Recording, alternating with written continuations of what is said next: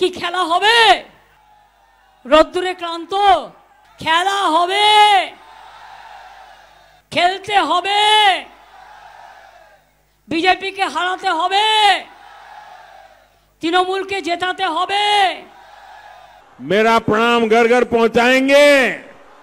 मोरे साथ बोलिए भारत माता की, भारत माता की, भारत माता की।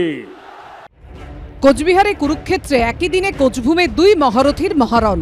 যেদিন কোচবিহার শহরে সভা করে লোকসভার লড়াইয়ের অভিমুখ ঠিক করে দিলেন নরেন্দ্র মোদী, সেদিনই কোচবিহারের মাথাভাঙার সভা থেকে মোদী মন্ত্রিসভার সদস্য অমিত শাহর ডেপুটি কেন্দ্রীয় স্বরাষ্ট্র প্রতিমন্ত্রী নিশীথ প্রামাণিককে নাম না করে আক্রমণ করলেন মমতা বন্দ্যোপাধ্যায়। তৃণমূলে থাকাকালীন 2009 সালে আলিপুরদুয়ার শহরের দুটি সোনার দোকানে চুরির ঘটনায় নিশীথ প্রামাণিক সহ কয়েকজনের বিরুদ্ধে অভিযোগ দায়ের হয়।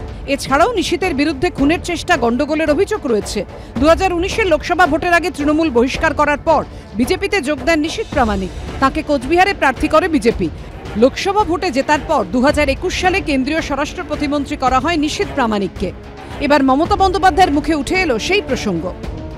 যার বিরুদ্ধে হাজার হাজার কেস, আমরা দল থেকে তাড়িয়ে দিয়েছি। আমাদের দলেও ছিল আপদ, আর বিজেপির আজ হয়েছে সম্পদ।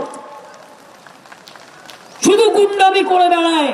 কিন্তু বাবু, আমি একটু বলবো, তোমার বিরুদ্ধে কি কি কেস আছে, কত কেস আছে আমি দিয়ে দেবো লোকাল লিডারদের কাছে।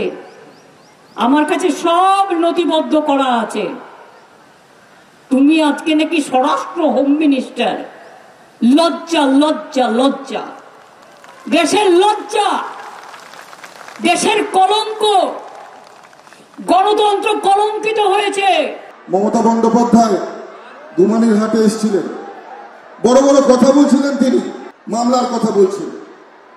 সব মিথ্যে মামলা যা দিয়েছে সেটা আমরা নিশ্চিতভাবে এফিডেভিটের মাধ্যমে জানিয়েছি।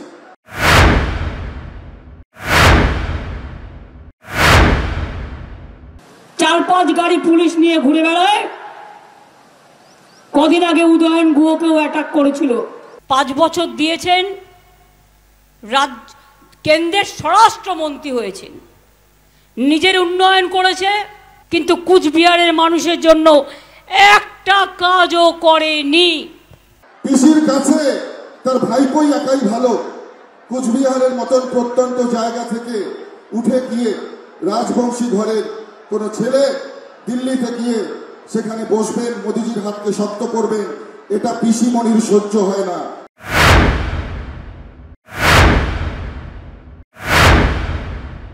আমি মুখ্যমন্ত্রীকে মনে করিয়ে দিই, 2018 পঞ্চায়েত নির্বাচনের সময় তখন নিশীথ ছিল ওদের সম্পদ। ফলে তৃণমূলের নিশীথ এখন বিজেপির নিশীথ হয়েছে, তৃণমূলের সম্পদ এখন বিজেপির সম্পদ হয়েছে, তৃণমূলের এমএলএরা এখন বিজেপির প্রার্থী হয়েছে, বিজেপির তৃণমূল মিলেমিশে একাকার। প্রথম দফায় ভোট কোচবিহারে। আশাবুল হোসেন, শুভেন্দু ভট্টাচার্য ও রাজীব চৌধুরীর রিপোর্ট, এবিপি আনন্দ।